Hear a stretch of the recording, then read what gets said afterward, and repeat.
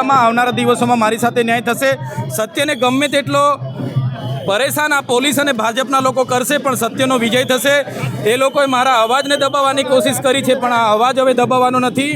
જ્યાં પણ અન્યાય થશે ત્યાં અવાજ ઉઠવાનો છે અને આ સંવિધાને આપેલો અવાજ છે અને આ અવાજ એ લોકોના અવાજ છે એટલે ક્યારે દબાવવાનો નથી। પૂરી તાકાતથી અમે લડીશું। ચૈતરભાઈ હવે કેવી જોશથી કામ કરશે?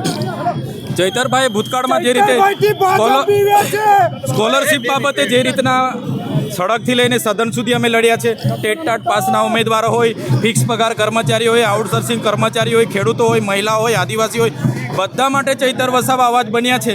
એ જ અવાજ આવનારા દિવસોમાં પણ બનશે। મારો અવાજ જે દબાવવાની કોશિશ ભારતીય જનતા પાર્ટી અને પોલીસે કર્યો છે એ ક્યારે દબાવવાનો નથી। પૂરી તાકાતથી અમે લડીશું। અમને પૂરેપૂરો ન્યાય પ્રણાલિકા પર વિશ્વાસ છે। આવનારા દિવસોમાં મારી સાથે ન્યાય થશે। ભ્રષ્ટાચારના વિરોધમાં આપણે કામ કર્યું, એના માટે આપણે હા બિલકુલ, મનરેગાનો મુદ્દો મેં ઉઠાવ્યો। કેટલાક પ્રધાનમંત્રી આવાસમાં હપ્તાઓમાં જે કમિશન લેતા હતા એ ઉઠાવ્યું એટલે ભાજપના નેતાઓને, કેટલાક કર્મચારીઓને અને આઈપીએસ અધિકારીઓને ગમ્યું નહીં એટલે આ ખોટો કેસ મારા પર બનાવેલો છે। જી ધન્યવાદ।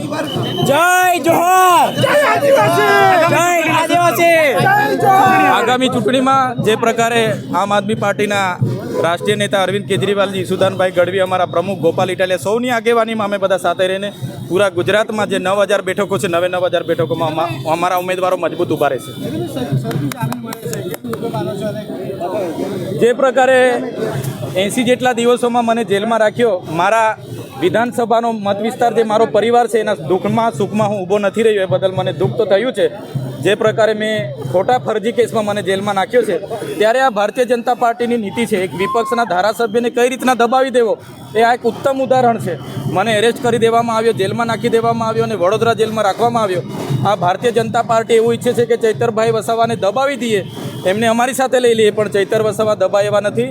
આ ચૈતર વસાવાનો માત્ર અવાજ નથી, આ ચૈતર વસાવાને સંવિધાને આપેલો અવાજ છે। આ ચૈતર વસાવાનો અવાજ એ જનતાનો અવાજ છે।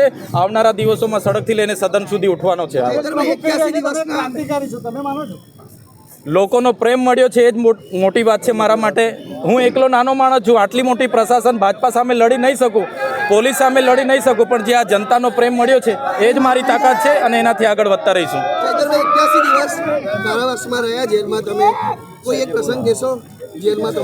જેલમાં તો જેલના જે નીતિ નિયમ હોય છે, 6:30 વાગે ઉઠવાનું, એનું જેલનું જમવાનું, તો જેલના જમવાના પ્રમાણે, જેલની પથારી, જેલનું નીતિ નિયમ એ પ્રમાણે અમે પૂરેપૂરું પાલન જેલમાં કર્યું છે। ક્યાંય પણ મારા તરફી જેલ પ્રશાસનને તરફથી કોઈ ટકોર કરવી પડે એવું ક્યારે મેં જેલના નિયમોનું પાલન કર્યું છે। જેલનું ભોજન જમ્યો છું, જેલના નીતિ નિયમો મેં પાડ્યા છે। રાજકીય કોઈ મુલાકાત તમને મળવા આવ્યા?